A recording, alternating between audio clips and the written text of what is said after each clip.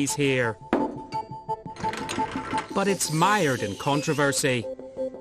Tonight, Spotlight investigates Stormont's Social Investment Fund, SIF. We look at allegations that SIF has been used as a slush fund by the DUP and Sinn Féin to exert power and influence in the community. And in the case of the DUP, to give public money to groups linked to the UDA. It's a controversy that goes to the heart of power sharing and the sort of society we all live in Northern Ireland. We've been investigating the story for almost a year and have commissioned an independent assessment of how the Social Investment Fund has been set up. The findings are damning and are revealed in tonight's programme. Along with evidence the Speaker of the Assembly, the DUP's Robin Newton, has misled the Assembly.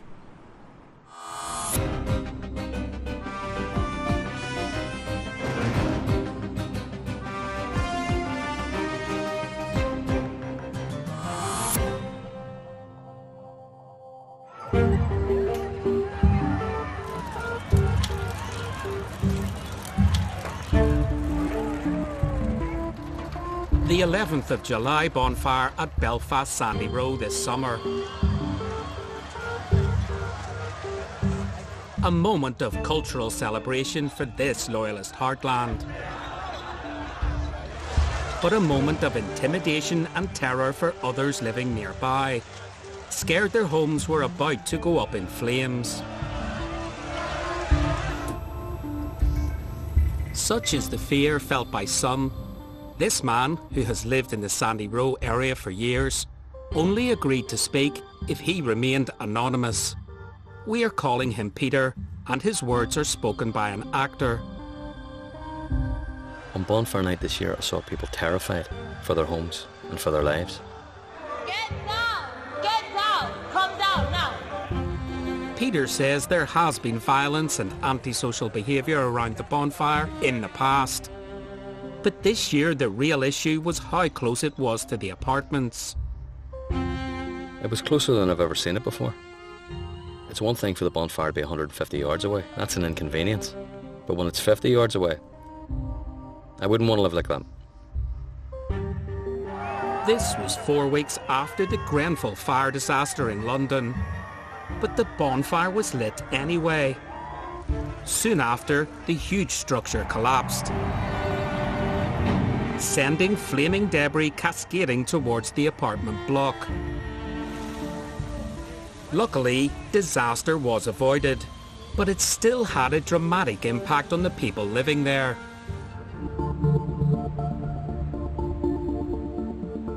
Afterwards, they voiced their anger. But some months later, no one living here would talk to us. Peter believes there is one particularly sinister reason for this. When it comes to paramilitary involvement with bonfires, I think that's where there's a reluctance to step in. There's a reluctance for people to speak out. It's not like the UDA came out and put a property off sign on the bonfire.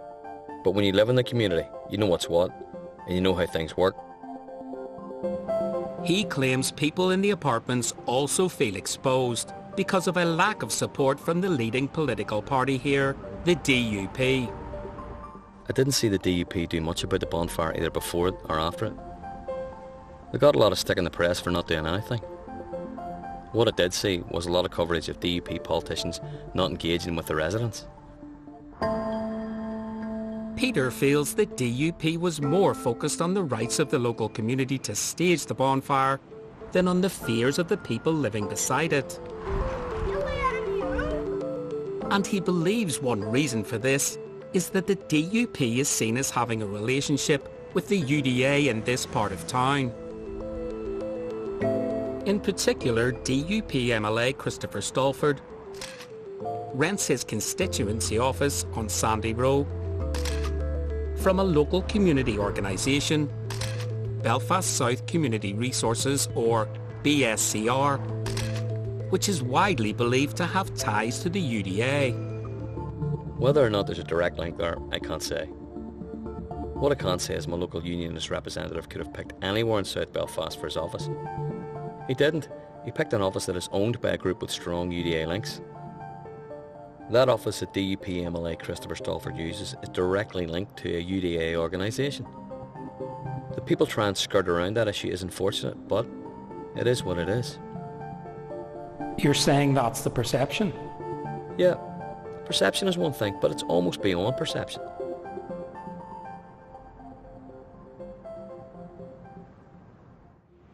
BSCR is engaged in positive community work in Sandy Row. And of course people with no paramilitary connections work for the organisation too. But UDA South Belfast Brigadier Jackie MacDonald is associated with the group and is an ex-employee.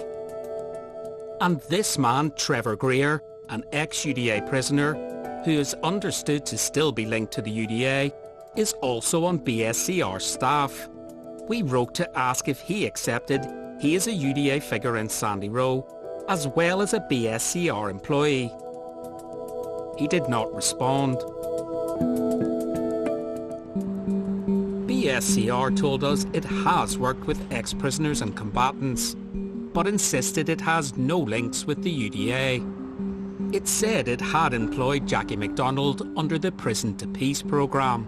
When asked about the belief it has a special relationship with the DUP, it said it would expect the DUP supports any community group delivering results. Mr. Stalford said the fact he rents an office from BSCR is a matter of public record. In a statement, the DUP and Mr. Stalford said neither the party nor the MLA support or endorse paramilitary activity of any kind.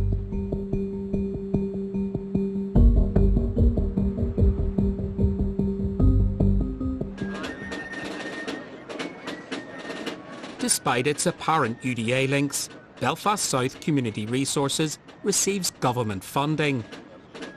In 2012, it was awarded public money to create the King Billy mural at the gateway to Sandy Row, replacing a UDA mural. And more recently, it has received £750,000 to buy and refurbish its building with money from SIF, Stormont's Social Investment Fund.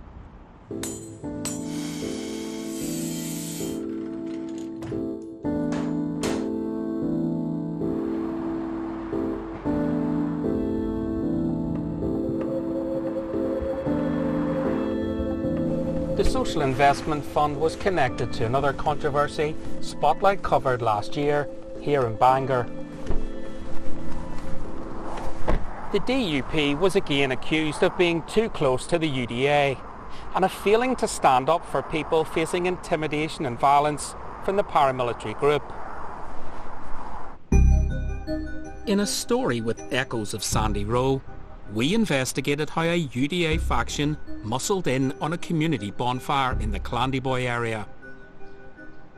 When community worker Aaron McMahon stood up to these paramilitaries, masked men attacked him in his home with a hammer. I just turned around at the last minute and both guys were sort of on top of me then. It's really just a case of trying to protect yourself as best you can, you know. The wife was screaming, the kids were squealing, crying, you know, it was a complete mess, you know. Clandyboy brought us into contact with this man, D. Stitt. A former UDA prisoner, here he is identifying himself in a rooftop protest at Crumlin Road Jail in 1994. This was us on the roof. That's me with a balaclava on there, if you can see it. He is the commander of the UDA group alleged to have attacked Aaron McMahon, and also CEO of the community organisation Charter NI. Charter NI is another UDA-linked group that got money from SIF.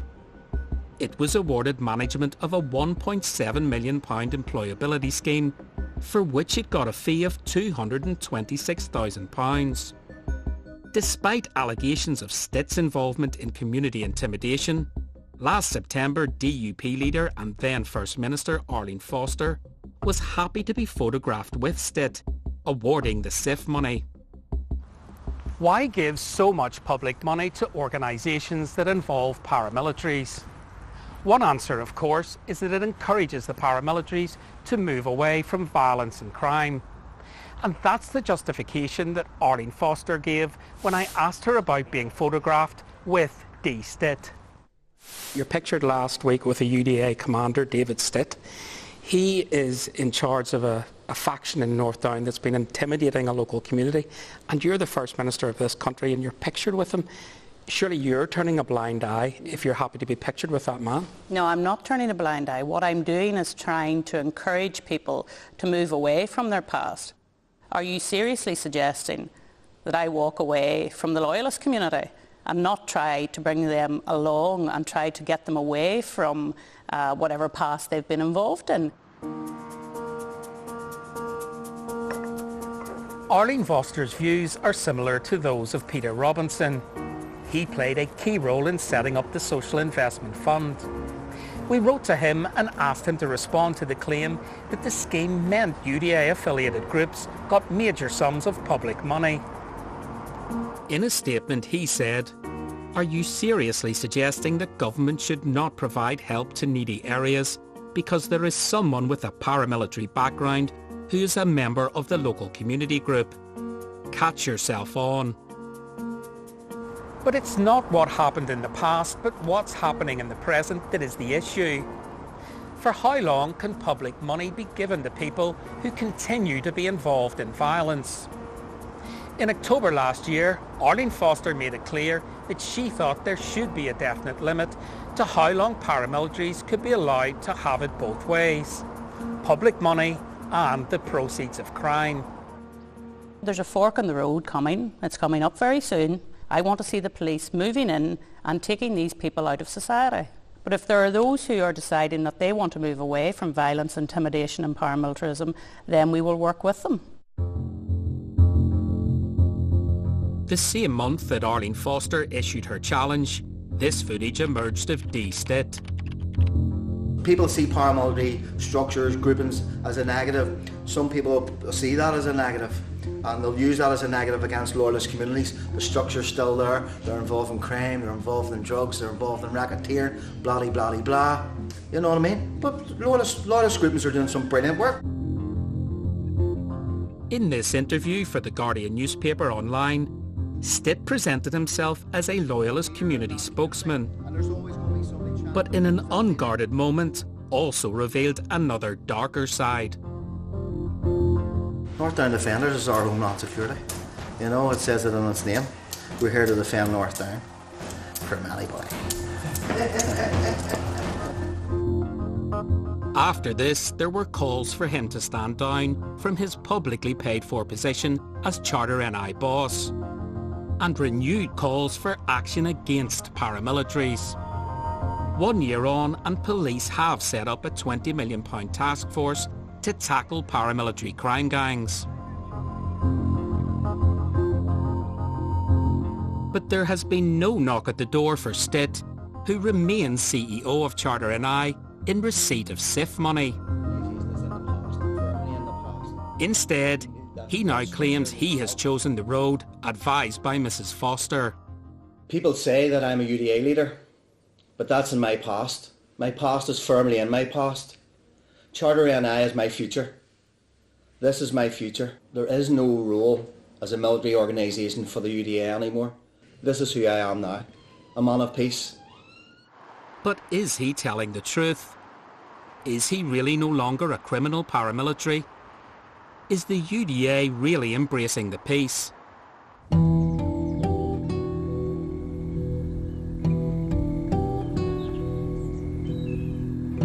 Today, I'm meeting a man who is a long-time member of the UDA.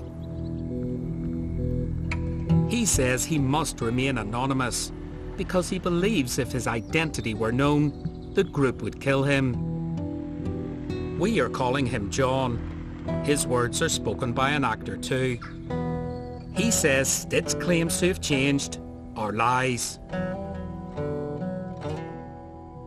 D. Stitt is the battalion commander of the 6th Battalion UDA North Down. Everything comes back to D. D is the one who has control. John says Stitt is still a UDA boss. He says members of STIT's UDA faction are involved in daily criminal activity in North Down, including selling counterfeit goods and drugs. In July, one of the gang was convicted of drug dealing.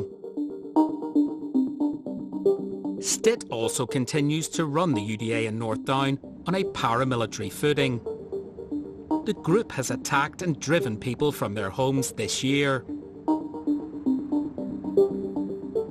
A number of sources have told us that after exiling one of his own UDA members from Bangor in January this year, STIT organised UDA patrols in the town, fearing a revenge attack on him.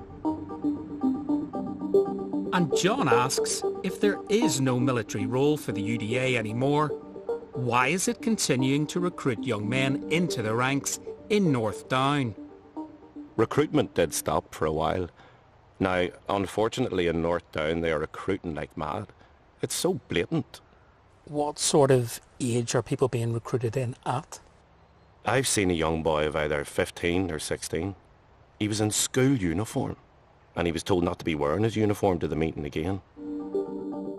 Despite this continuing involvement in crime and paramilitarism, STIT remains the CEO of an organisation, ironically in receipt of public money, to work on projects with young people in loyalist working class communities. We put it to D-STIT that he is involved in ongoing UDA criminal activity.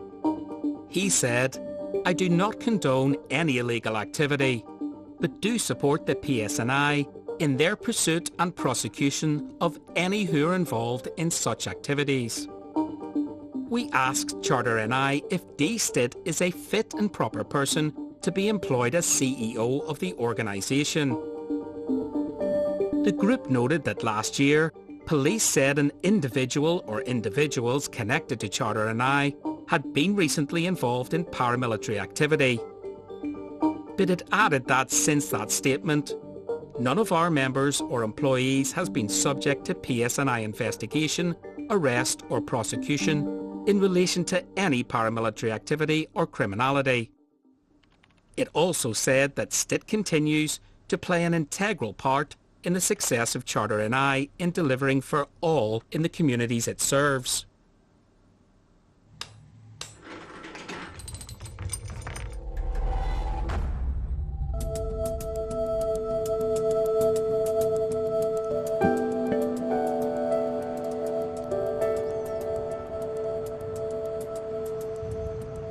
Paying paramilitaries to leave their past behind doesn't always work, but many see it as worth trying. It's a good, or at least perfectly understandable answer to the question, why give public money to organisations containing paramilitaries? But is there another far more controversial answer? Because some people believe the Social Investment Fund has offered the DUP and Sinn Féin a way of exerting control in the community by enabling them to reward their supporters with public money. As SIF was set up by the Office of First and Deputy First Minister, critics have dubbed it a slush fund for Sinn Féin and the DUP.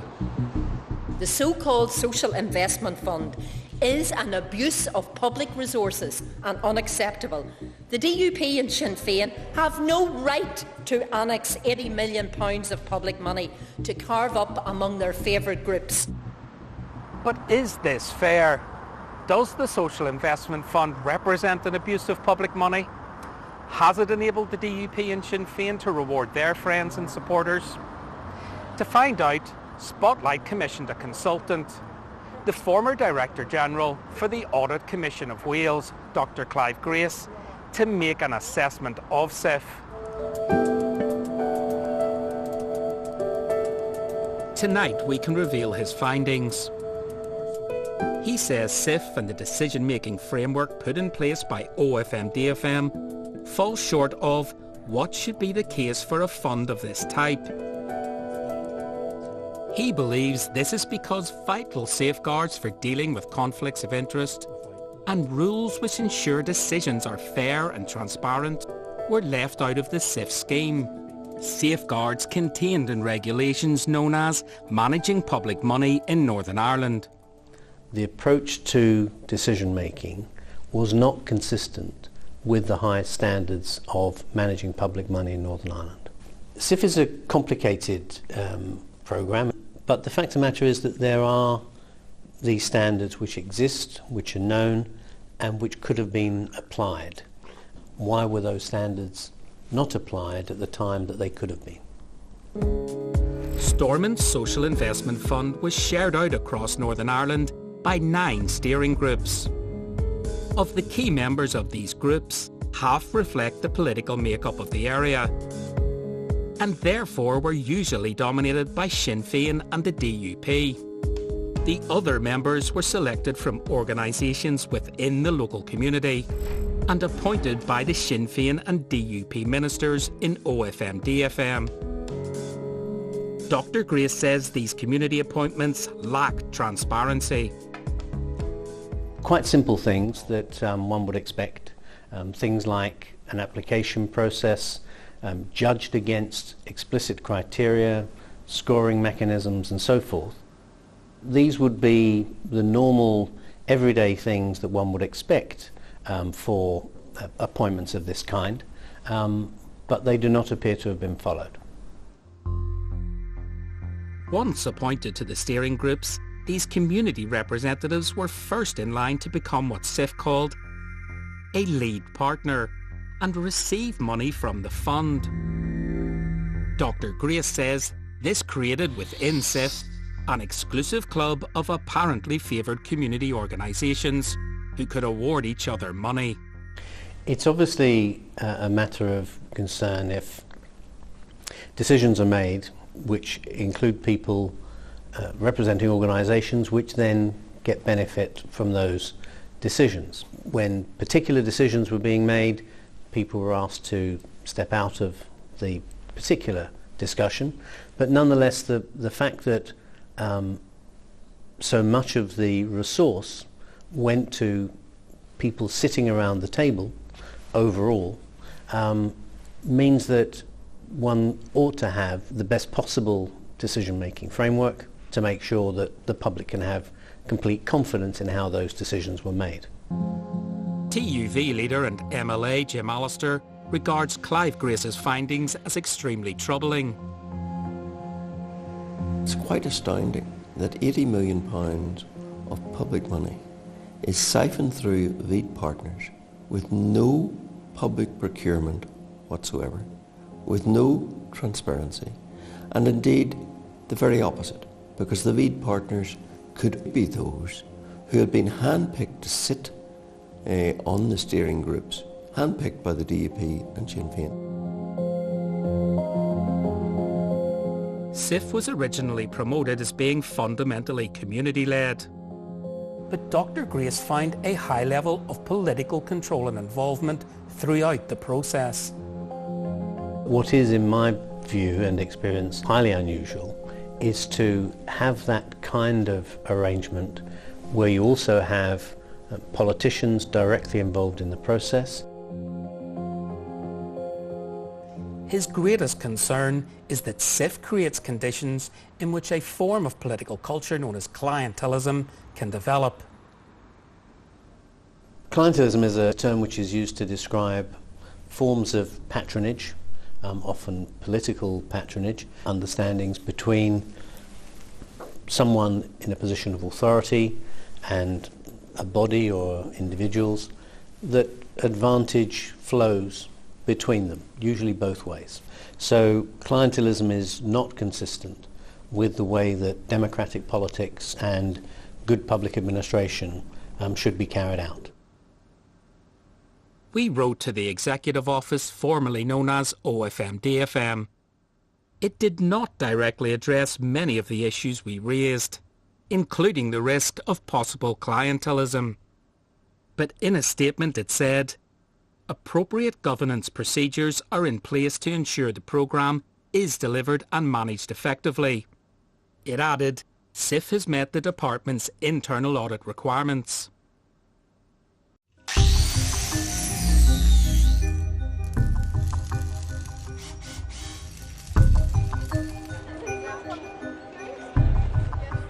General Election Night 2010. I declare that Naomi Long has been elected to serve in Parliament for the East Belfast constituency.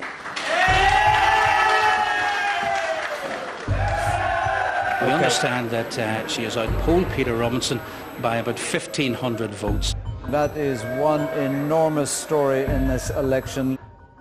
In a seismic moment for local politics, then DUP leader Peter Robinson lost his seat at Westminster. Swept aside by a torrent of dreadful headlines, he and his party had also lost the Unionist heartland of East Belfast. Well, I think you have to understand the chronology of this. There was a relative political earthquake in 2010 in East Belfast when Peter Robinson, unexpected to many, after 30 years in office, lost his parliamentary seat. And he lost it because loyalist voters deserted him.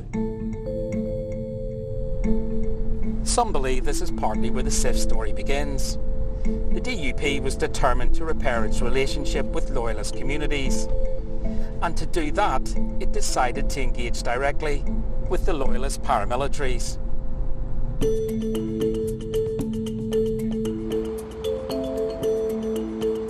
The decision of the UDA to decommission that year created the space in which the DUP and the UDA could talk. Senior loyalist sources have told Spotlight that Peter Robinson and other senior DUP figures began to hold meetings with UDA brigadiers. According to our sources, these meetings included discussion about helping UDA-linked community groups to access funding opportunities. When we wrote to Mr. Robinson, we asked him if these meetings included talks about helping UDA-linked community groups. Mr. Robinson said, "Your programme would be the first to attack politicians if they did not seek to end paramilitarism or help areas of need. I find it interesting that you single out the DUP in relation to loyalist paramilitaries when representatives from most of the other parties have met them as well." After 2010, a number of UDA-linked community groups became more prominent in loyalist areas, most notably Charter NI. And there was new light shed on what was becoming increasingly visible DUP support. A number of these groups would later end up being funded by the Social Investment Fund. Of the 68 projects across Northern Ireland to be funded by SIF, almost 10% involved organisations with links to the UDA. In one instance, D. Stitt sat on a steering group giving him a say in where £7.5 million was spent. Of course, the vast majority of groups funded by SIF are not linked to the UDA. Thousands of people have had their lives improved by the fund. And a great deal of the work carried out by SIF is positive. Also delivered by community groups with no links to the DUP or Sinn Féin. But the links between the UDA and some organisations receiving money from SIF were one reason why last December an Assembly motion called for a review of the running of the fund. Alliance MLA Stuart Dixon set the tone of the debate. Whether or not the Social Investment Fund is a worthwhile use of public money. In terms of the principle of good governance, quite simply, it is a disaster. Because it was always intended to be a vehicle for cronyism. We have legitimate concerns around the control freakery exercised by the funding department, FMDFM, now called the Executive Office. We're building up a client state, and that should be something that is of great concern to anyone who believes in democracy and the rule of law. I think at the very least the Audit Office should be looking and learning lessons that this never happens again. The DUP hit back that members of opposition parties had sat on steering groups. The same people, of course, who criticise the scrutiny of this process had a direct hand in the same, and therefore when they come now feigning concern. They had years to. People will see this for what it is, which is nothing more than rank political opportunism. The opposition parties continue to insist the Social Investment Fund needed to be the subject of a proper inquiry. But Sinn Féin joined forces with the DUP to block such an inquiry. It seems extraordinary that Sinn Féin has been prepared to see public money go to UDA-backed groups. But as with the DUP, the official reason for this has been to encourage the UDA to move away from paramilitarism. What we have to deal with is the real politic of how we resolve conflict and how we try to involve as many people as possible in the resolution of conflict. And if that means working with people who were former paramilitaries and who might even be associated with the UDA and who are not involved in violence or criminality of any description, then I think it's very important that we do that. But as we know, the UDA has never gone away. And it seems highly improbable that Martin McGuinness ever really believed it had. Some think Sinn Féin turns a blind eye to the DUP and the UDA because it wants SIF money to go to its own favoured groups. Well, there's no doubt that in different cases, those who are friends of the DUP and those who are friends of Sinn Féin appear to have benefited from SIF. It's almost as if it's a quid pro quo. I don't ask too many questions about your friends, you don't ask too many questions about my friends between those two parties. And they're certainly both reluctant to have any exposure to public view of the full detail of what's been going on. We put this specific point to Sinn Féin, but it didn't address it. Instead, in a statement, it said it stood over enormously successful SIF projects that are being delivered in the communities we represent. However, it added, there are clearly serious concerns as to how SIF has been managed in some areas. And where there has been any suggestion of wrongdoing, this should be rigorously investigated by the PSNI.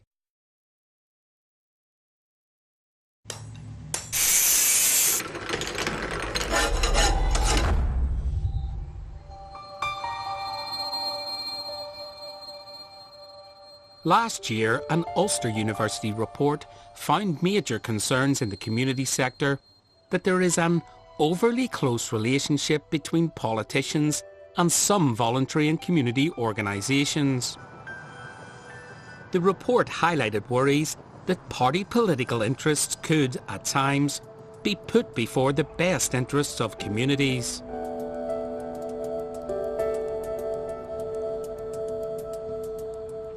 The New Lodge in North Belfast. This is the Ashton Centre. Like many of the organisations that SIF has helped to fund, Ashton Community Trust does genuinely excellent work in the community. This is its Chief Executive, Paul Roberts, talking about Ashton's ambitions. The overall aim is to help regenerate North Belfast, both economically and socially. There are different parts of sustainability. Obviously, economic sustainability is an obvious focus for Ashton because unless we generate an income, we can't survive. There is an absolutely crucial distinction between the completely legal activities of those associated with the Ashton Community Trust and the activities of some members of organisations like Charter NI who are linked to the UDA. But it is also the case that Sinn Féin's ability to help direct SIF money to organisations like Ashton can give the party a lot of power and influence in the community, as well as being hugely valuable to those organisations.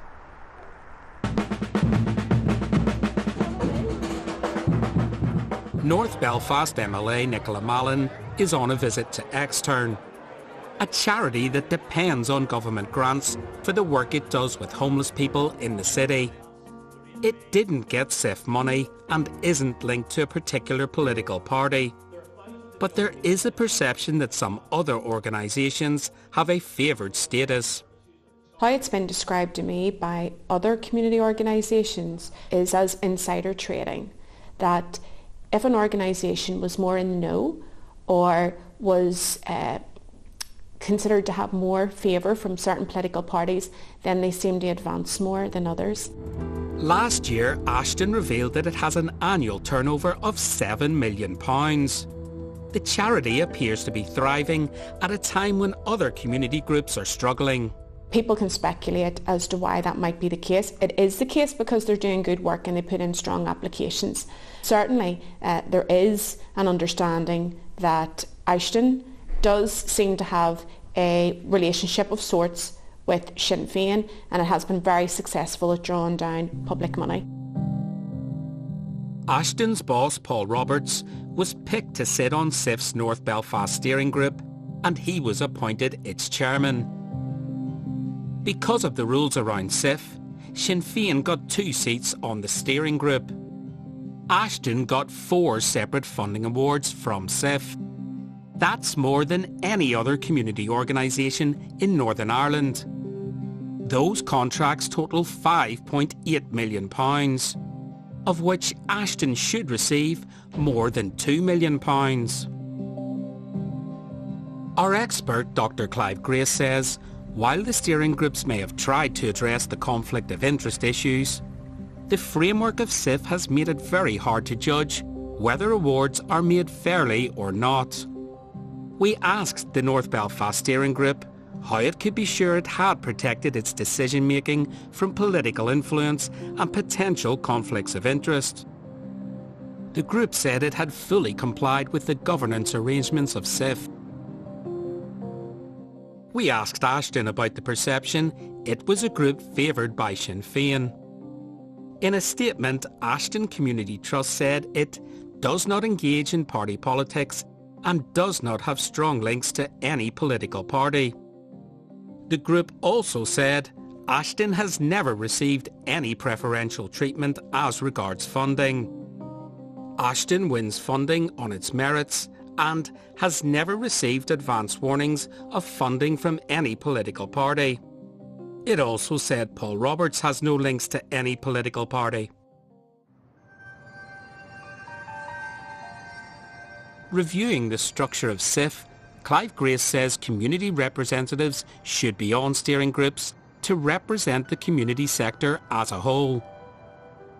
He blames the Executive Office for creating a system that cannot be seen to be fair.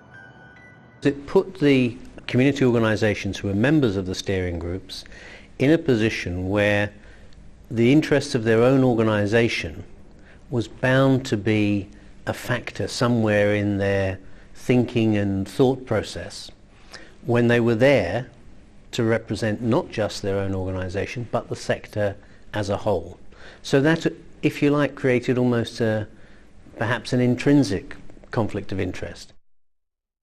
When we put Dr. Grace's concerns to Sinn Féin, it said, "Of course, as with any scheme, lessons must be learned.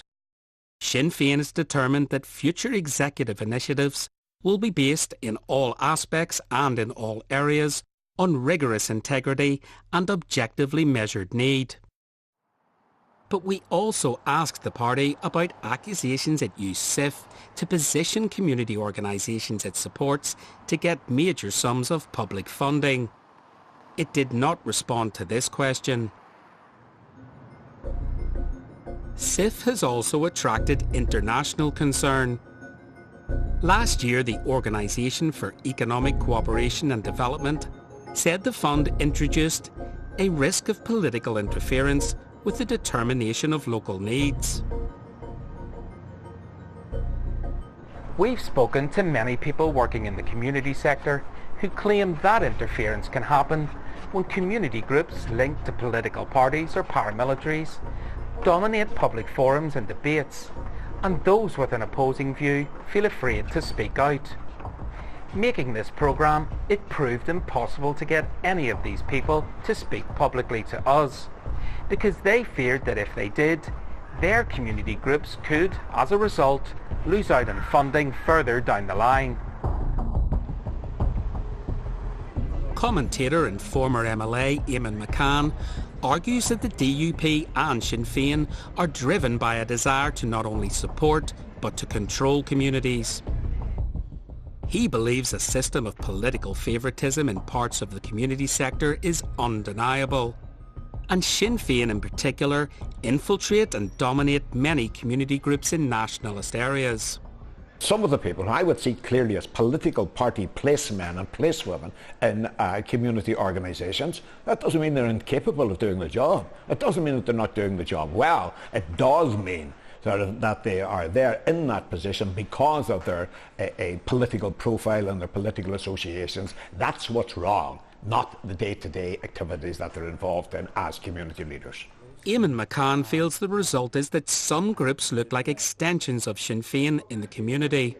There's millions and tens of millions of pounds being poured into the community sector in Northern Ireland, which has the effect, among other things, it has the effect of stiffening and securing the presence of particular political organisations within the community. That should not be the function of public funds which are supposedly going to the alleviation of poverty and associated conditions. When the DUP and Sinn Féin are accused of favouring some community groups, they say they are simply doing their job and providing support where it is asked for. But in some cases, there are links between the parties and community organisations. Links that at times can remain almost hidden.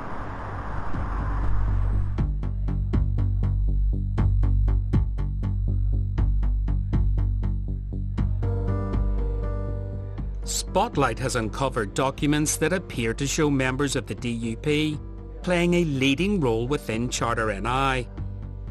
In particular, this man, Robin Newton, MLA for East Belfast and still officially the Assembly Speaker, has had a role he has never declared. So let's work for the days ahead. Last October, Nicola Mallon tabled an urgent question in the Assembly about Charter NI's funding, given concerns about its CEO Dee Stitt's UDA links.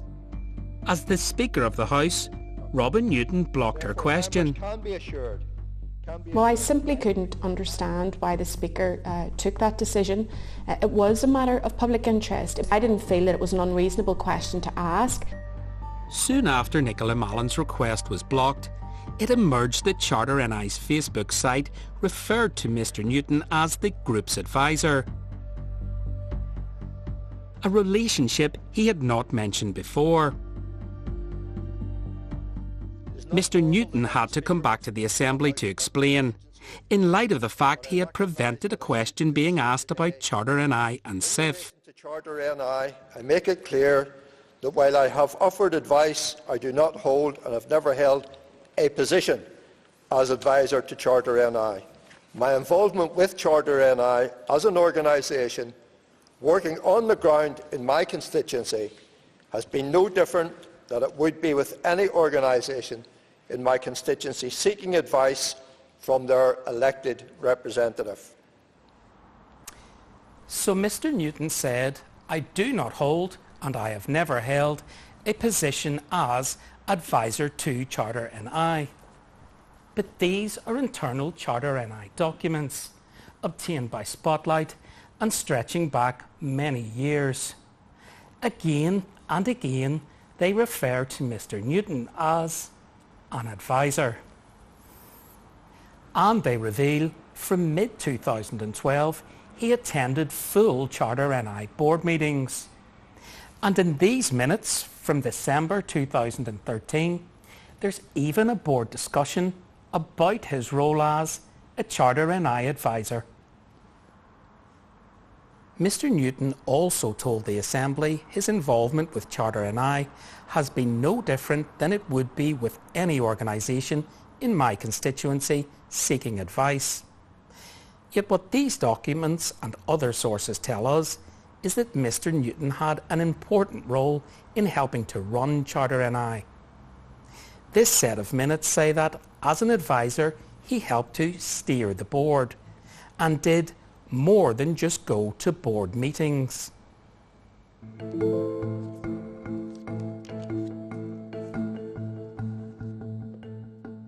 These papers reveal he sat on subcommittees of the board, had a role in planning strategy. He even headhunted board members and had extensive involvement in lobbying funders on Charter's behalf. Time and again, a picture emerges of Robin Newton not as someone providing arm's-length advice, but as a prime mover in the group's business, in roles he was still carrying out in late 2016. I think that this raises a number of very, very serious questions about the Speaker's relationship or his possible role with this organisation. The Speaker outlined a role that was very passive and didn't in any way indicate the length or breadth of activity that you have shared with me. Therefore, it leads you to ask the question, why was the Speaker not completely upfront when he had the opportunity to do so in front of all of his MLA colleagues? And why do you think he didn't disclose his full role with Charter NI? I think that's only a question that Mr. Newton can answer. It certainly begs the question, what are people trying to hide?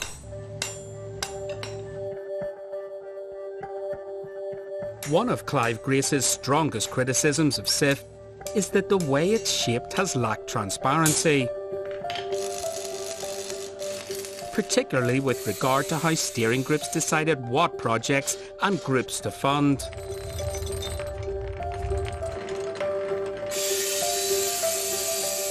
He believes OFMDFM didn't do enough to create rules and procedures that would have ensured decisions were transparent and seen to be fair.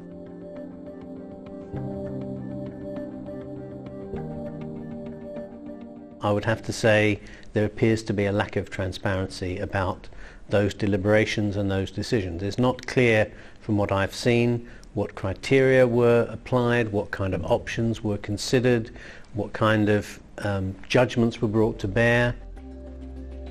For instance, we investigated how Charter NI became a lead partner and was awarded the management of a £1.7 million project by the East Belfast Steering Group. We obtained the minutes of the East Belfast Steering Group meeting where Charter NI was picked, but they provide no information as to how that decision was made. They do record that Mr. Newton was there, though they don't say if he stepped out of the room when Charter NI was discussed. However, we also have a copy of this form, signed the same day as that meeting, in which the MLA decided he didn't need to declare to the steering group that he had an interest with Charter NI. We wrote to the East Belfast Steering Group chairman about these matters, but he declined to comment. We asked Mr. Newton why he had not declared his full role in Charter NI to the Assembly or to SIF. In a statement he said, "I have worked with and offered advice to all sections of the East Belfast community, including community organisations. Some of my contacts have been formal, stronger or longer than others." He didn't, however, address why he did not declare his role with Charter NI. Mr. Newton was put on the East Belfast SIF steering group by the Office of First and Deputy First Minister, around the same time he took on a leading role in Charter NI. We asked Peter Robinson if, when he was DUP leader, he was aware of and approved Mr. Newton becoming involved in Charter NI, and if the DUP had an agenda to steer money to the group. He said that he did not intend to give any credence to the points we put to him by replying, "But that's not how others see it." If you're suggesting that at least one MLA has been directly involved with the board of an organisation which receives public money outside and hasn't declared it, then I think that would be a very significant breach of the rules which MLAs are bound by. It would then be something which would have to be investigated by the Commissioner for Standards. I think it fits the picture of a secretive attempt to use patronage in communities under the guise of social investment. And I think, when I think in particular of what Robin Newton as Speaker told the Assembly, I think he has a lot of explaining to do in light of what you've now revealed as to how, in the background, he was the advisor, some might say pulling the strings, but making sure that things moved in the political direction that was desired.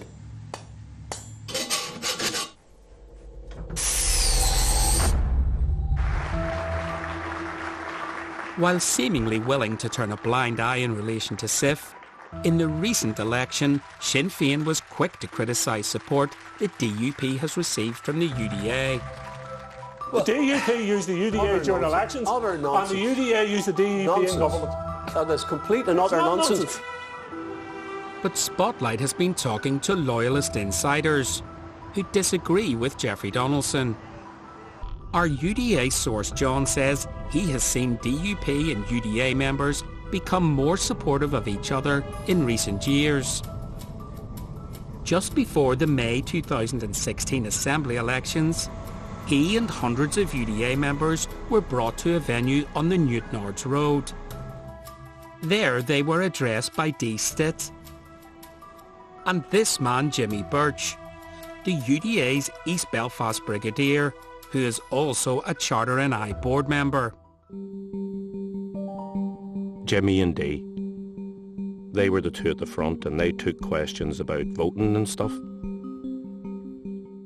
Our UDA insider John claims Birch told the men that Robin Newton was the DUP candidate to vote number 1 in East Belfast, and that Stitt said that DUP's Alex Easton, an MLA who gave Stitt a reference supporting his nomination to a SIF steering group, was the man to vote for in North Down.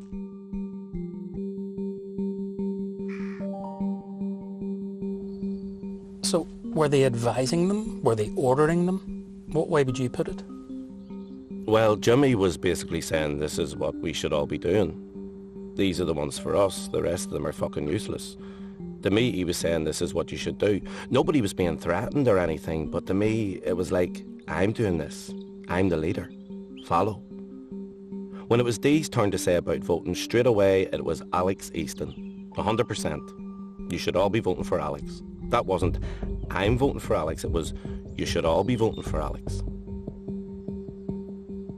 So the organisation is now telling people to vote for the DUP in a way that they weren't doing before? Yes, 100%. We are suddenly being told DUP. Constantly, everybody. DUP, DUP, DUP, DUP. This UDA meeting took place just weeks after OFMDFM confirmed to Charter NI that it was to get SIF funding. We asked Mr Birch and D. Stitt if they advised UDA members to vote DUP because the DUP has supported Charter NI. They did not respond to this question. We wrote to DUP MLA Alex Easton and asked him about his relationship with D. Stitt. In response, his solicitor said that should anything inaccurate be reported, Mr Easton would consider legal proceedings.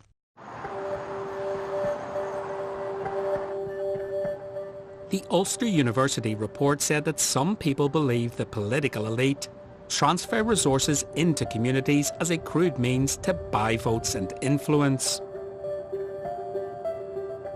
Jim Allister feels UDA leaders canvassing their members for DUP votes all stems from the DUP strategy to win back loyalist support after Peter Robinson lost the East Belfast seat in 2010. That was all part of the stratagem to try and recover the lost UDA loyalist votes of East Belfast and elsewhere. And sadly, it's a very poor commentary that they would prostrate themselves before the UDA and have them enlisted in their support and then pretend that they're serious about wiping out paramilitarism. And I've seen it myself. I've seen it in my own constituency and elsewhere who puts up the DUP posters on occasions. And very often it's UDA-linked individuals. As we know, the DUP is quick to distance itself from the UDA, even when, as in the recent election, the Loyalist paramilitaries publicly endorsed the party. We've been very clear, we do not accept support from anyone who is engaged in paramilitary or criminal activity. There is no equivocation on our part.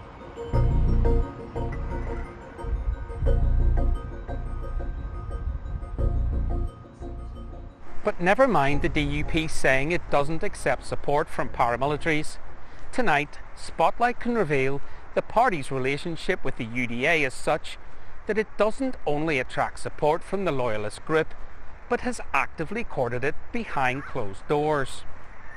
1 month before this year's general election, a meeting of the UDA's North Down Battalion was called at a community hall in Bangor, and chairing the gathering was UDA Commander D. Stitt.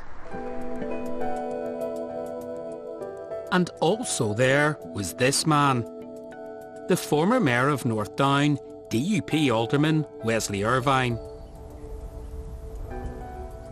The first order of business was for Wesley Irvine to run around the room handing out voter registration forms and DUP election material to chants of DUP from D. Stitt. We asked Mr. Irvine why he was at a meeting of an illegal paramilitary organisation. In a statement, Mr. Irvine said the meeting he attended was a flute band meeting. The sole purpose of this was to encourage electoral registration, and he did not hand out DUP election material. He added, "At no point have I ever attended any UDA meeting. There is no place for any paramilitary organisation in our society." However, John says DUP party material was handed out as well as registration forms. And he says that while the flute band does meet in the hall, that was separate to the much larger UDA gathering. He argues everyone who was there must have been aware of what the meeting, chaired by UDA Commander Stitt, was. Firstly, there was no advertising to say it was a community event or voter registration. There were no women present during the meeting. The only women present left after the youth club finished at 7:45. The meeting was held in the same format, with the UDA rank and file members seated in front of the commanders at the top table. Another thing was that everyone had to leave their phones outside on a chair. Can the DUP explain this? Is this normal practice at registration events? Spotlight wrote to the Electoral Commission to ask if it thought the presence of paramilitaries and a politician at an electoral registration event was acceptable. An Electoral Commission spokesperson said, "In circumstances where an illegal gathering was taking place, this would be a matter for the PSNI to consider."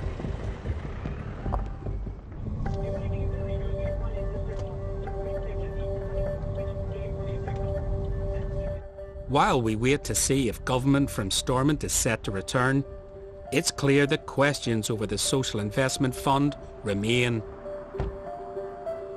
The Northern Ireland Audit Office is currently reviewing aspects of SIF. But our expert Clive Grace believes there were grounds for a fuller inquiry into how the fund was managed. There are two very good reasons to look into a particular programme of this kind of scale and importance. One is to hold to account those responsible for supervising the spending of public money, and the second is to help to improve public services. I think there is certainly a case to test here why the SIF decision-making arrangements were put together in the way they were. For David Ford, public confidence in major government projects here has reached an all-time low. I think if the sort of allegations which are being made are true, then it is a major challenge to what we expect of democratic accountability, of probity in public life, of public money being spent to maximise the public good and not to benefit certain people's friends. All of those are real issues which require to be addressed. It matters because the whole basis on which democracy and public life operates in Northern Ireland, as in the UK, is based on the duty to operate impartially and fairly and ensure that public money is spent to the best effect. The questions from SIF are, do we want to fashion an open, fair and accountable society? Do we want to stop the tools of power sharing, as some see it, appearing to cut up the spoils of power between the perceived clients of the two main parties? How do we put in place the necessary safeguards? And how do we hold to account those responsible for the structural failings of the Social Investment Fund?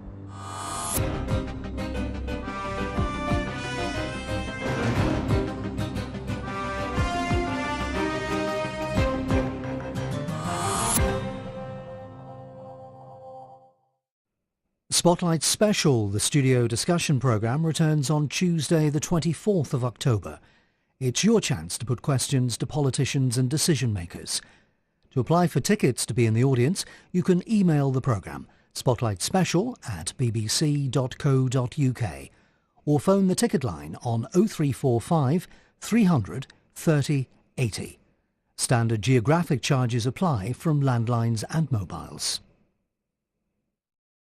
The world was on fire and no one can save me but you. Today, we end this war between us. Strange what desire can make foolish people do. We are an organisation